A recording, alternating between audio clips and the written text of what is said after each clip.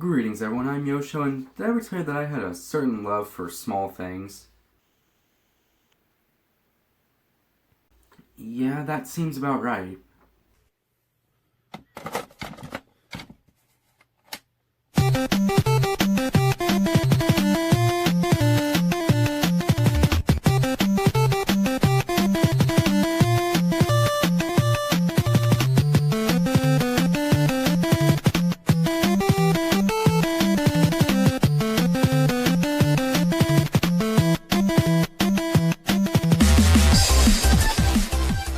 But what else do I love? The Nintendo 64. So what if we combine those two things? So the NES and SNES Classic Editions, they did extremely well. Everyone loves being able to play older games, especially when games like Earthbound and Star Fox 2 are included. Two games that A, cost too much, or B, were only in Japan and could only be played using emulation for the longest time. So if those two classics did so well, I have no doubt in my mind that Nintendo will want to, or already are, making another. And next in line is, that's right, the Virtual Boy. So today I'm going to be taking a look at the games I would like to see on the Virtual Boy Classic Edition. What I would like to see on the Virtual Boy Classic is Wario Land.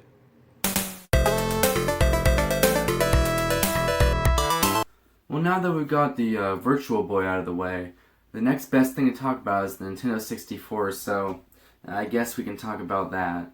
Well, to start things off, there needs to be 4 controller ports. I know the system is small, but having 4 controller ports is basically a necessity, because of the games I have on my list, most of them will require 4 people for it to be a true fun, party time type of thing. Before we get into what games I want to take a few minutes to discuss some things. First of all, I want to talk about the menu, or as I would even call it, a hub.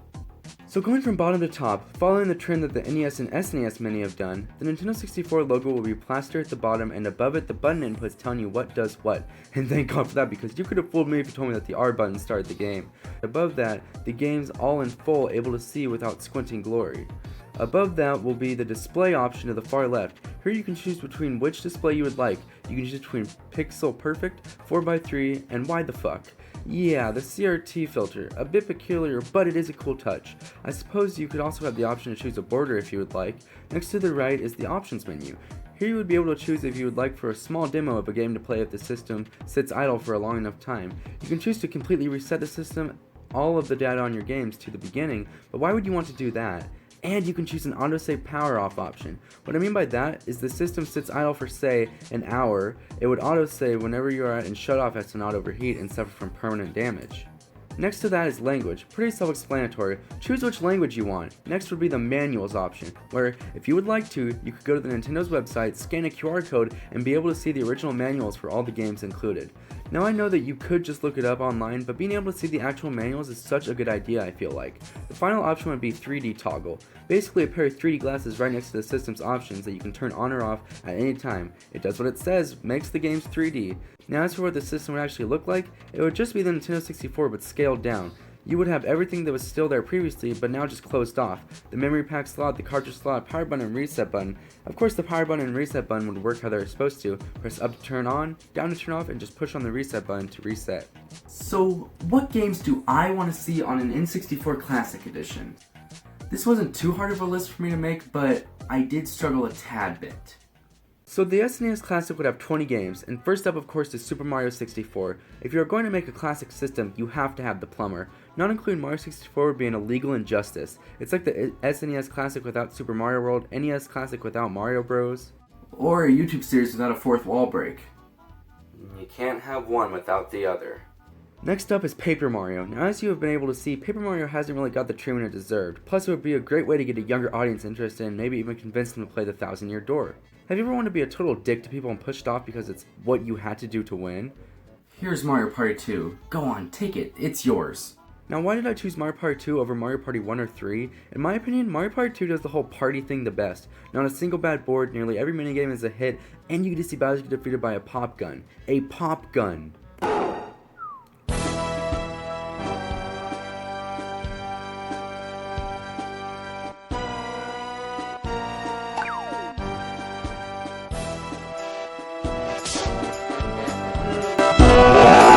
The next two I've chosen are The Legend of Zelda Ocarina of Time and Legend of Zelda Majora's Mask. Now, I was always a bigger Majora's Mask fan, but that doesn't mean I don't highly respect Ocarina of Time.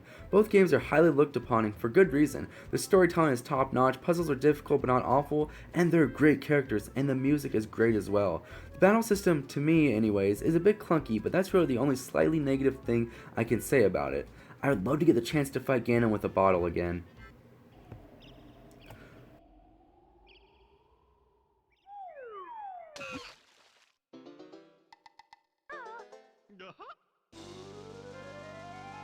Banjo, undoubtedly one of the all-time kings of 3D platformers. I absolutely loved playing through Banjo and Banjo-Tooie, and I know others would too as well, so of course I'm going to put them on here. Imagine seeing Banjo getting games on a Nintendo console again. Everyone would be so happy.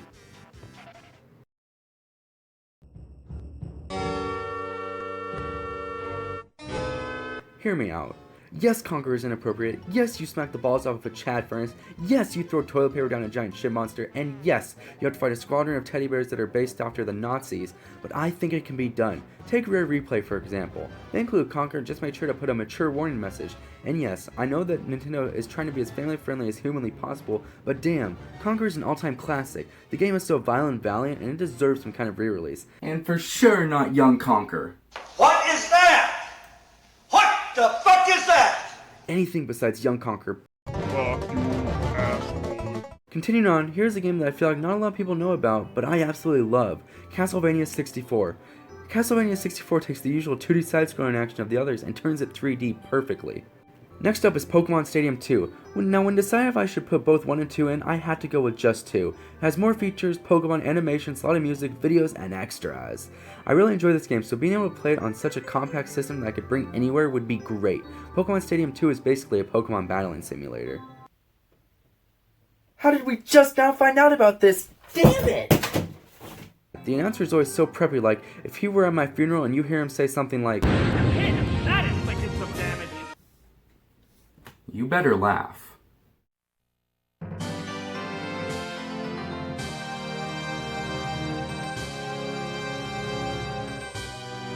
Star Fox 64 is one of my favorite games of all time. I love so much about it. It's very nostalgic and has an assortment of iconic quotes.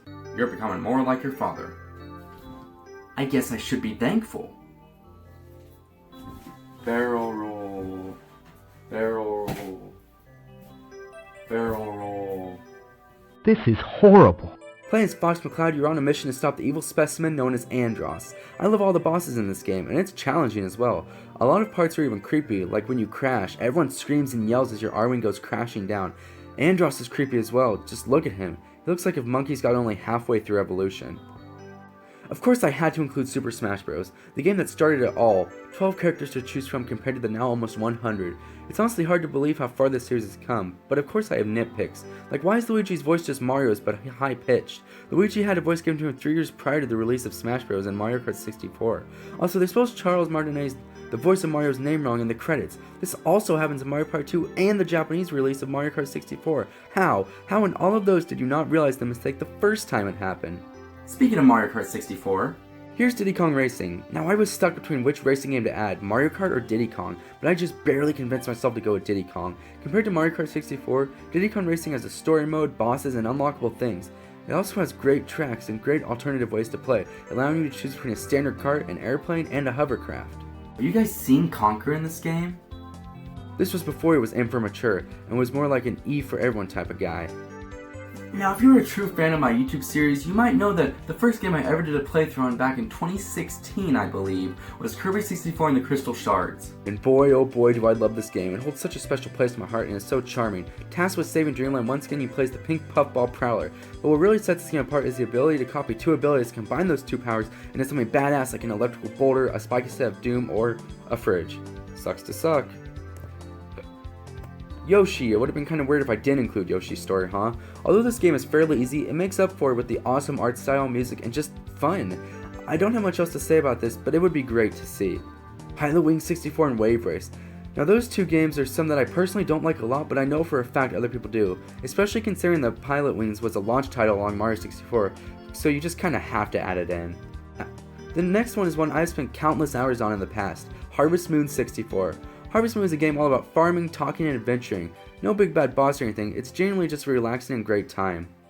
Now, I never really got into Harvest Moon until I downloaded the 64 version on an emulator and played it for the first time ever. None of the other Harvest Moon games could drag me in, but for some reason, this one was able to just drag me in and have me play it for hours on end. Now, these two are weird, but please stick with me. Animal Forest. Animal Forest is the first ever release of Animal Crossing. Released for the N64, it holds quite a few different features from the GameCube version we all know and love. I would love to see this game brought over and translated. I've heard so many people say they want to play the first Animal Crossing, and this seems like the perfect time. And now the final game.